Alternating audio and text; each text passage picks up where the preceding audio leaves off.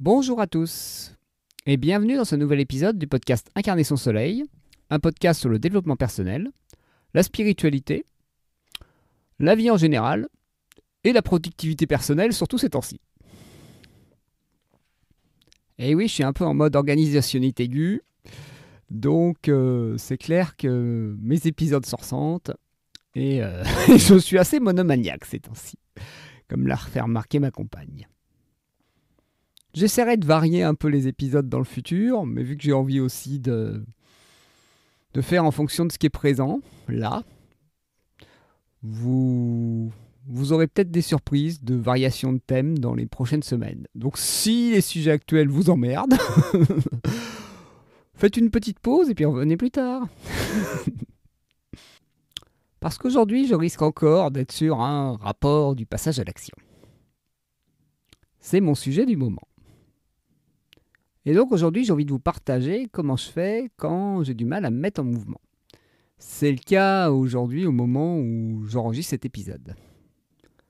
Par le passé, quand j'avais des journées où j'étais un peu mou, on va dire, j'avais du mal à sortir de cette mollesse et avoir une journée où j'avance vers mes projets. Il y avait un petit côté cercle vicieux où, à force de ne pas avancer sur mes projets, j'étais de moins en moins motivé parce que ça n'avançait pas. Et il y avait de la frustration qui rajoutait de l'inconfort dans le fait de me relancer sur quelque chose que j'allais laisser en plan depuis plusieurs semaines. Et donc, c'était dur de sortir de cette inertie dès que j'avais une petite baisse de forme qui faisait que j'avais fait une pause, entre guillemets. Là, ce qui m'aide pour l'instant, déjà, c'est d'avoir fixé une routine et de m'être fixé des deadlines.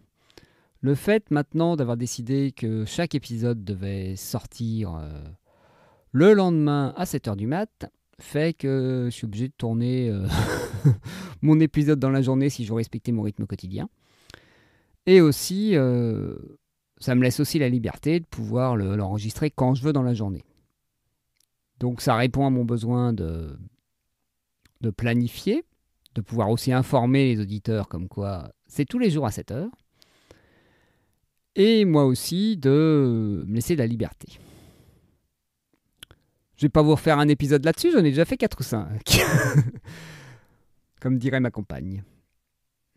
Et donc déjà, ce qui permet de me mettre en mouvement, c'est certes cet engagement, ces deadlines que je me suis fixé, mais aussi cette routine, ces habitudes que je suis en train de mettre en place, comme quoi tous les jours, je fais un podcast. Que ça devienne un peu une habitude comme me brosser les dents et que ça devienne inconfortable de ne pas le faire. Même si pour le brossage de dents, je suis des fois un peu moins régulier que pour l'enregistrement des podcasts. Une autre chose que j'essaye là, je verrai si ça fonctionne, c'est de retourner à un listing de tâches par domaine, par projet, et de me faire ce qu'on appelle du time blocking en anglais, que j'assigne à certaines parties de ma journée à certaines tâches pour on pourrait dire abattre du travail. Voilà, faire petit pas par petit pas, et donc dès que j'ai une tâche, à un moment, je la planifie sur mon agenda.